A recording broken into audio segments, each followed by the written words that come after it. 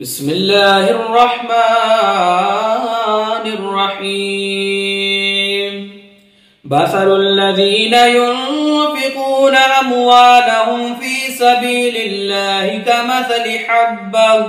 كمثل حبة أنبتت 7 سنابل في كل سنبلة 100 حبة والله يضاعف لمن يشاء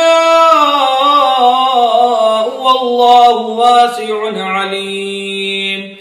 الذين ينفقون أموالهم في سبيل الله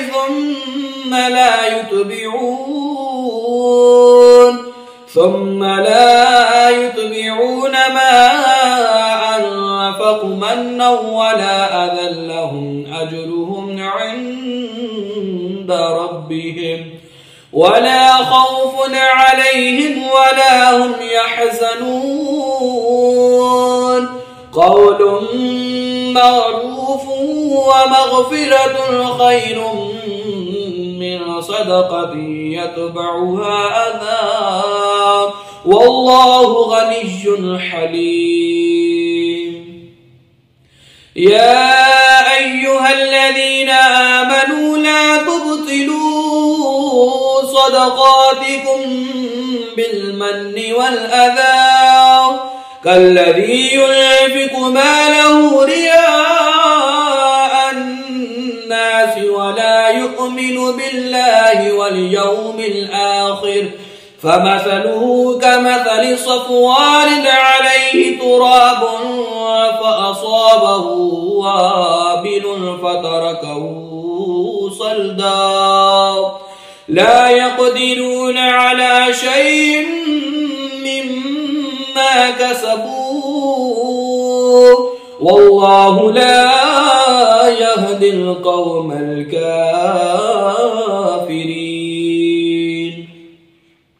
ومثل الذين ينفقون أموالهم ابتغاء مرضات الله وتثبيتا من أنفسهم كمثل جنة بربوة أصابها وابل فآتت أكلها ضعفين فإن لم يصبها وابل فطل والله بما تعملون بصير. أيود أحدكم أن تكون له جنة من نخيل وأعناب تجري من تحتها الأنهار له فيها من كل الثمرات وأصابه الكبر وله ذرية ضعفاء